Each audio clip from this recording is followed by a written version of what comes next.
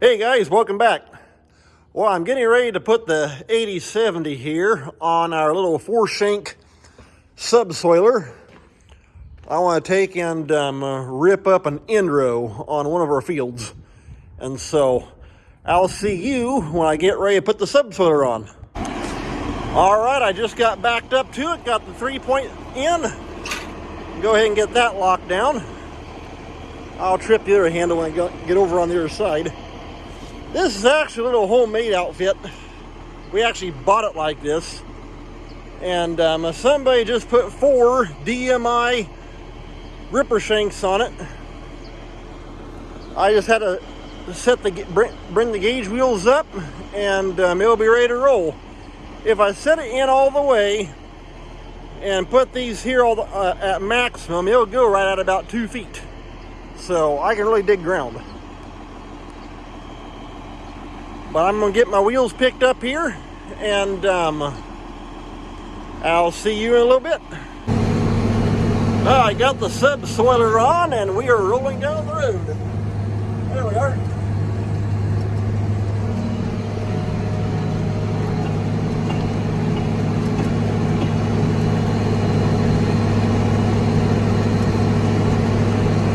Back to the place I want to take and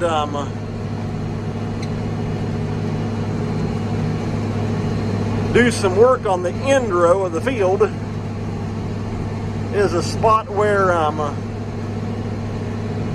pipeline company, it's been over this past winter, came through and put a gas pipe through. And so it really compacted the soil, and so I want to take and break all that hard pan up. So I'll see you at the field. That's a nice excavator going out right there also on that lowboy. Okay, here I just pulled into the field, and thankfully here in our field, they got pretty much all the dirt pushed back except right here in the corner. They still got this ridge of dirt they got to push back, and who knows when that'll happen. But they went, heading straight east for several miles, and like I say, it's a natural gas pipeline. And from what I've seen, besides this little corner here on us, we're the only ones that they actually went and brought the dirt back over. And so that does make it nice. But this strip right across here, it's about, I think it's about an 80-foot strip. I want to take and run back and forth with the subsoiler just to help break up that hard pan from the dozers and the excavators and that kind of stuff driving back and forth. Okay, I just took off. Try and keep the tractor going straight. I'm not going real fast. Okay, you should be able to see halfway decent, but if you look right between those shanks, you can see how it's basically lifting the ground up. That's what you want. Help shatter it. I can tell I'm hitting hard spots because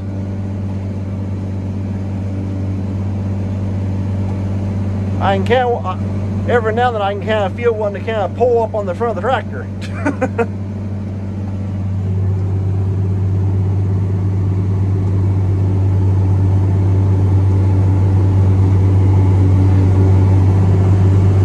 Well, I've got them things sunk in clear up to the top of that shank,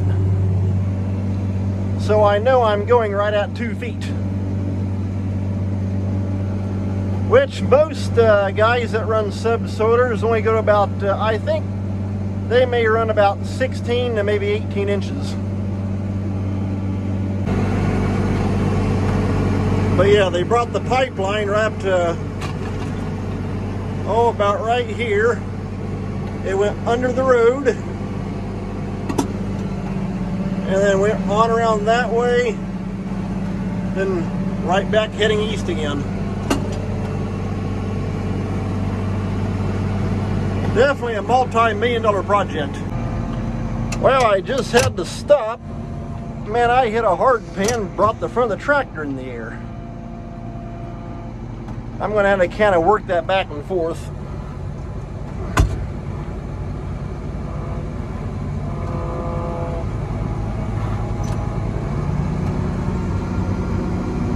hopefully you can see some of that.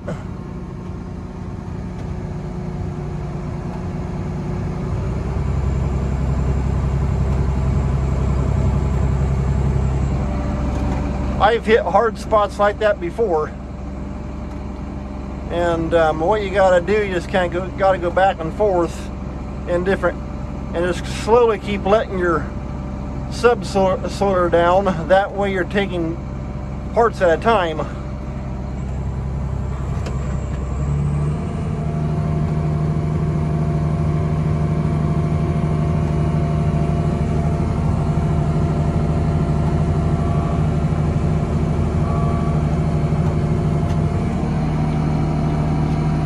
Okay, well, I'm at the point where they stopped.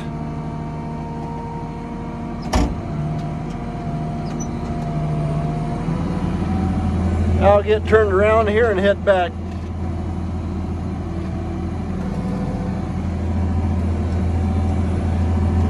In fact, I don't know if you can see it very well on camera, but right there where they went under the road, they went straight north and then turned right over there and went back east. They got such a hard pan, that's there's still some water standing right there. And that's why we want to take and break this up.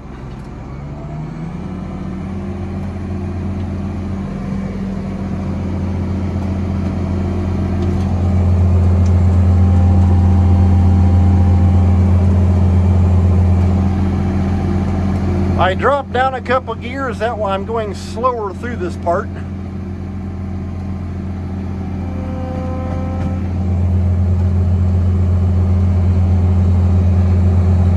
Okay, right there I took and raised up a little bit.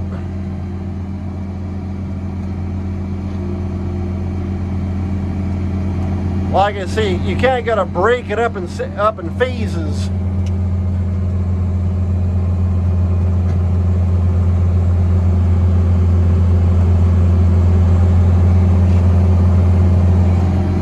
Okay, that's doing better.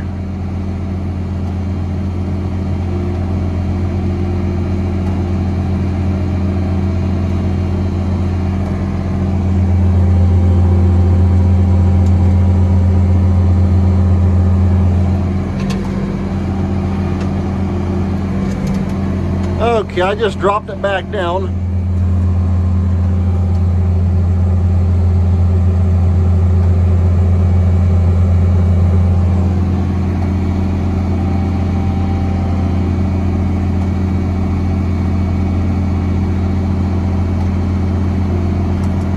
They definitely have it packed down. That's why water was standing out here.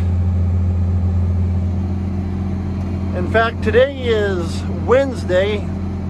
They're actually calling a chance of rain.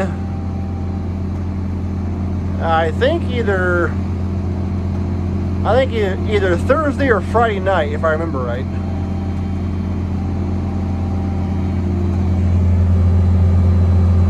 Also, in my last video, I talked about that air conditioning line on the 4840. I just talked to my dad a little while ago, and he stopped by stopped by the John Deere dealership, and surprisingly, they actually had that line on hand. And so when he gets back to the farm, I'll put that line back on the tractor and put a new dryer in the system.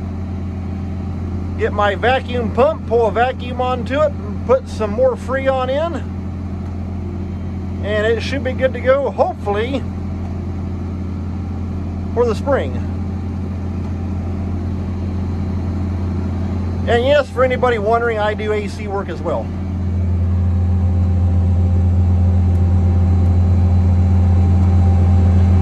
Here several years ago, a mechanic from Logansport, Indiana, taught me how to do air conditioning and that kind of stuff. It says he's paying somebody else to do it. Because AC, especially in tractors, is a very expensive commodity. You can wrap up big money in that kind of stuff.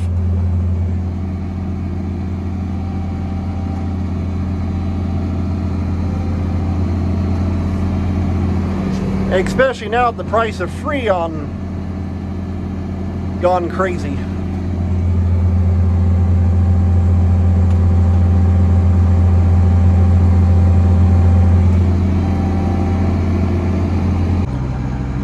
Just got back down here on this end where they bored the pipe under the road right there. They use one of them big boring machines. Right here ahead of me is where I had to take and pick up because it was pulling the front of the tractor up. So when I go back, I came east, now I want to go back into that going west. So I got the ripper back down, and of course right now it's pulling easy because I've already broken up one time. We'll see what happens here. You can see right there where I dug down a little bit.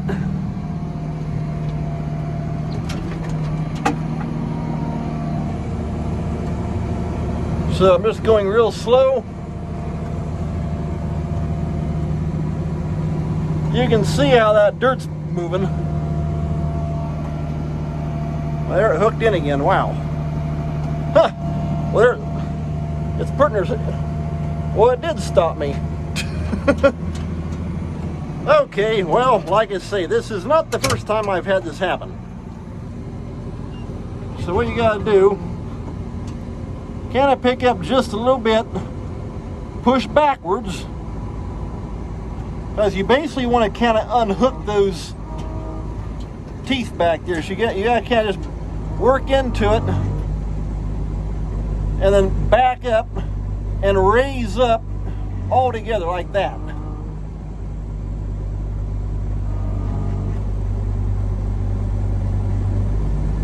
Because see, it pushes back pretty easy because you're just going to be pushing that shank right back down that line that it just made. So it's not that bad at all. Okay, there we came up. Well, you know what? Let's do a little something different.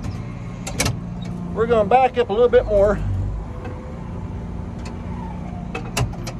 And you can see the nice hole I made right there too. Yeah, there we are. There's some holes. The front end's down in the hole. You can see my front tire was spinning also. Both front tires. So we're back in first gear.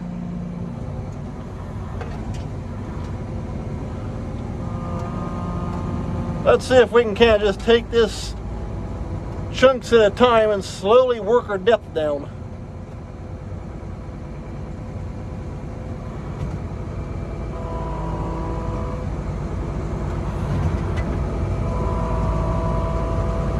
Okay, now right through there, it was pulling pretty good. I'm gonna get turned around here.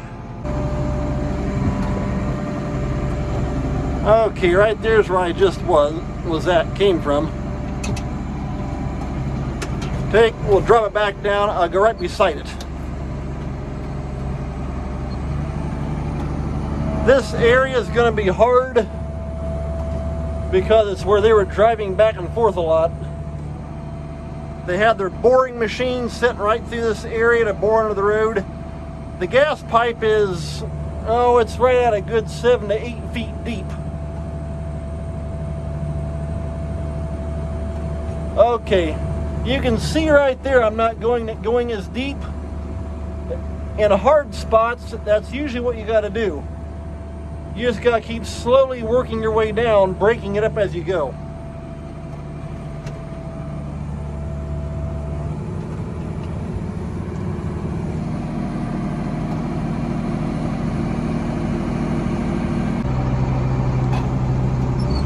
This here's my last pass up against the edge here. They put a dumb little sign right there. In fact, I may end up moving that closer to the road. It's sitting right there. We can end up hitting the thing.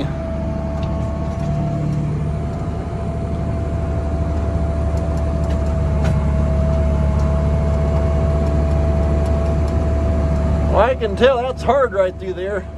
Wow. Talk about a hard pan.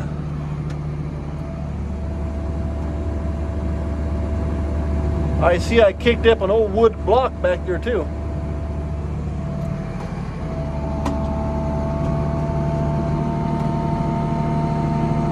Now I know this section of the field up against the edge here of the road, along the road, they weren't out here driving because they had it surveyed, and to their credit,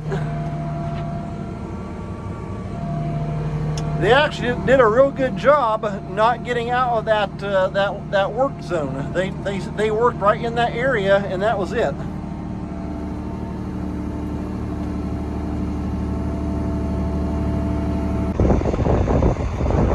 I jumped out to grab that pick that old wood block up. In fact, I would be curious if anybody's ever heard of this company. We'd never heard of them until they came through the pipeline. Kinder Morgan. So let me know if you ever heard of that pipeline company. All right, there's what it's looking like. Kicked up a, well, you know what? That's another big old block right there. Oh boy. Got buried in the dirt.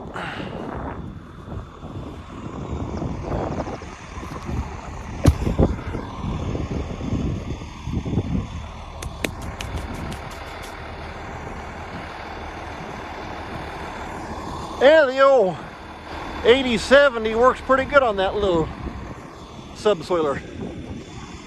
Yeah, you can see right there where I dug down, someone had to come back through and just keep working my way down and break that old hard pan up.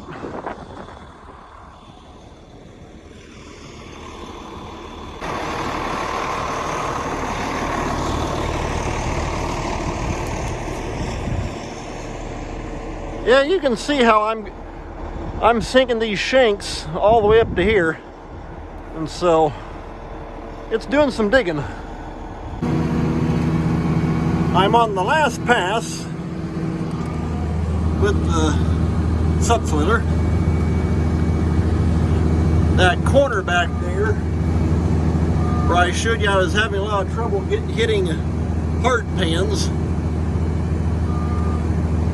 I had to go over that area quite a bit to break it up. And so got that all broke up, and so now I'm heading back across here. And this will be my last stripe going across. And that'll have all this hard pan area where they put that pipeline through broke up. And then this fall, because this field here will actually be going to corn. And then this fall, we will disc chisel it, and that'll help rip things up.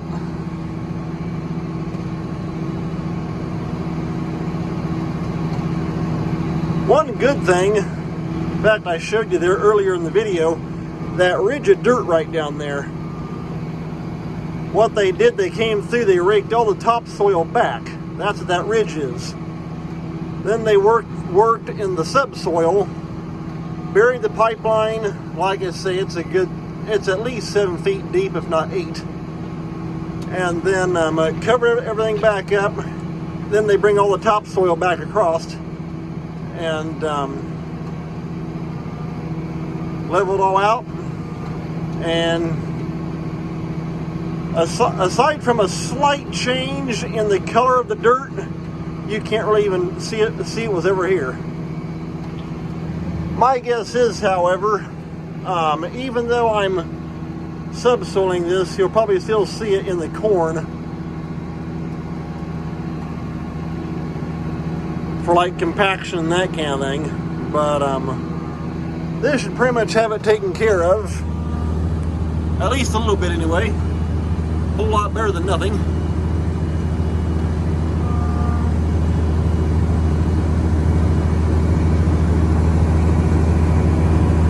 Like I say, it's hard to see on camera, but right there between those shanks, you can see how it kind of lifts the dirt up and back down.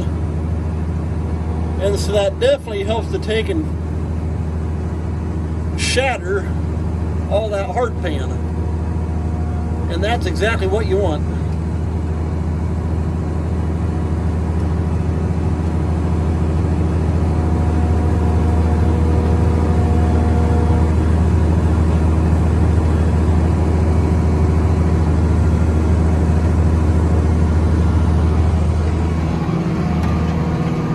Well, tell you what, I think I'm going to call this an end of this video. So take care, thanks for watching, and we'll see you next time.